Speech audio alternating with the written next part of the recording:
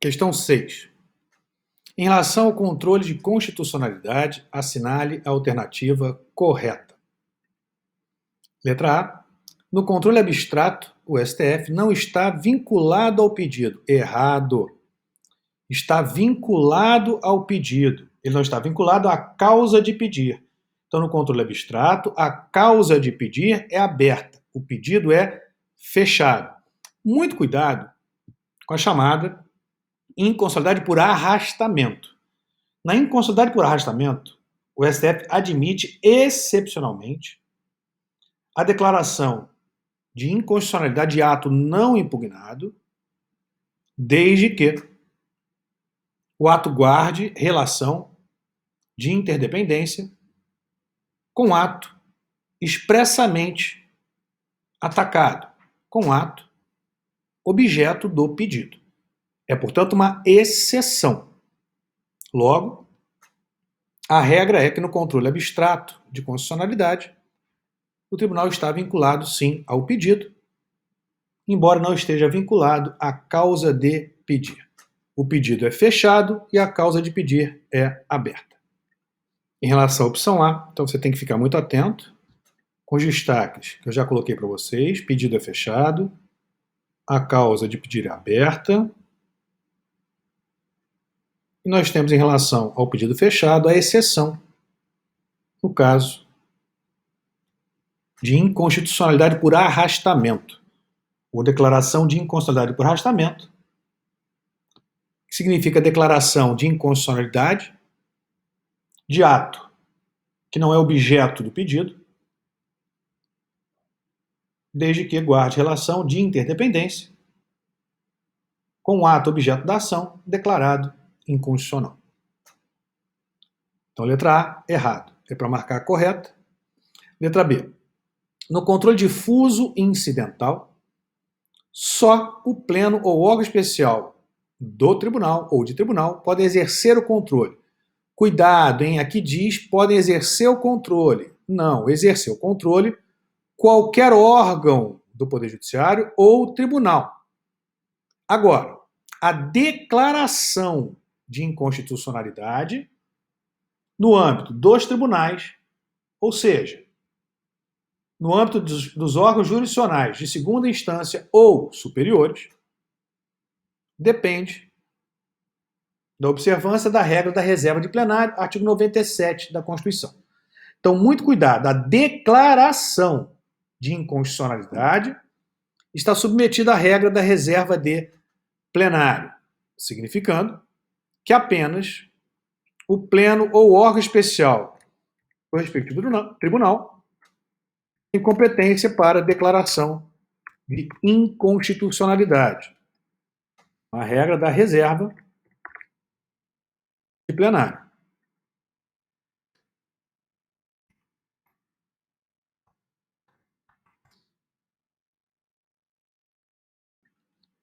A regra da reserva de plenário se aplica para a declaração de inconstitucionalidade.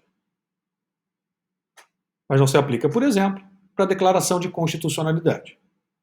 Significa com isso que no âmbito do controle difuso incidental, qualquer órgão do Poder Judiciário tem competência para exercer controle de constitucionalidade, embora nem todos tenham competência para declaração de inconstitucionalidade, pois a declaração de inconstitucionalidade, em segunda instância ou superiores, está submetida à regra do full bench, bancada cheia ou reserva de plenário. Aproveitando aqui, o STF definiu recentemente que a interpretação conforme a Constituição, por ser uma técnica de decisão, também está submetida à regra da reserva de plenário. Fiz o destaque abaixo para vocês, destaque importantíssimo. Observação, a interpretação conforme a Constituição e a regra da reserva de plenário. O STF definiu, no recurso extraordinário 765-254, 2020, que é a interpretação conforme a Constituição, por ser não apenas um princípio de interpretação, mas também uma técnica de decisão no controle de constitucionalidade, deve observar a regra da reserva de plenário. Letra C. No controle abstrato, a ação é disponível. Não. A ação é indisponível. D. No controle difuso e incidental, a inconstitucionalidade pode ser declarada de ofício. Sim. Trata-se de questão de ordem pública. Pode, portanto, ser declarada de ofício. Correto. Letra D. Questão 7. Em relação à ação direta de inconstitucionalidade, marque a alternativa correta. Letra A. Segundo o STF, a técnica de decisão de interpretação conforme a Constituição não está submetida à regra da reserva de plenário. Veja, não está submetida. Para o STF, ela está submetida à regra da reserva de plenário. Conforme RE 765-254. Letra B. O legitimado pode desistir da ação. Não, a ação é indisponível. Então não pode haver desistência. A ADI é passível de ação rescisória? Não. A ADI não é passível de ação rescisória, não admitindo tampouco recurso. Quanto aos recursos, nós temos duas exceções. Primeiro, agravo de decisões interlocutórias, embargo de declaração da decisão de mérito. Portanto, as decisões proferidas no âmbito do controle abstrato de constitucionalidade são irrecorríveis e irrescindíveis quanto à possibilidade de recurso, com as duas exceções, agravo de decisões interlocutórias, embargo e declaração da decisão final. Correto ficou, portanto, letra D. O legitimado deve apontar, na inicial, expressa e justificadamente, o dispositivo constitucional violado. Veja o que diz o artigo 3º, incisos 1, 2, também vou destacar o parágrafo único, que é o próprio fundamento da resposta. Então, artigo 3º da Lei 9868 de 99. Diz lá, a petição indicará, inciso 1, o dispositivo da lei ou ato normativo impugnado, os fundamentos jurídicos do pedido em relação a cada uma das impugnações, o pedido com suas especificações, e aí vem mais. Parágrafo único. A petição inicial deverá ser acompanhada de instrumento de procuração, quando subscrita por advogado, apresentada em 2 vias, devendo conter cópias da lei ou do ato normativo impugnado e dos documentos necessários para comprovar a devida impugnação. Então, artigo 3º, mais especificamente aqui, inciso 1, correto, letra D. Questão 8. São parâmetros para o reconhecimento da inconstitucionalidade de uma norma. Aqui nós estamos falando do parâmetro de controle, ou seja, dos atos que servem como parâmetro para o controle de constitucionalidade. Não estamos falando da norma que sofre o controle, mas da norma que serve de base para o controle ser exercido. Letra A. Apenas as normas do corpo permanente da Constituição e os tratados de direitos humanos servem como parâmetro de controle. Errado. Veja, o texto permanente, sim, do artigo 1º, 250. E o ADCT, não serve? Claro que serve. Então, letra A, errada. Letra B, apenas as normas do corpo permanente e as disposições constitucionais transitórias. Veja que aqui foi um pouquinho melhor, mas esqueceu os tratados de direitos humanos incorporados ao nosso sistema jurídico pelo procedimento especial estabelecido no parágrafo 3º do artigo 5º da Constituição. Então veja que não é qualquer tratado, apenas os tratados de direitos humanos incorporados pelo procedimento especial do parágrafo 3º do artigo 5º, ou seja, aprovados em 2 turnos em cada casa, pelo quórum de 3/5. Só então esses tratados internacionais de direitos humanos têm status constitucional. E assim sendo, integram o bloco de constitucionalidade, servindo como parâmetro para o controle de constitucionalidade. Então, letra B também errada. Letra C.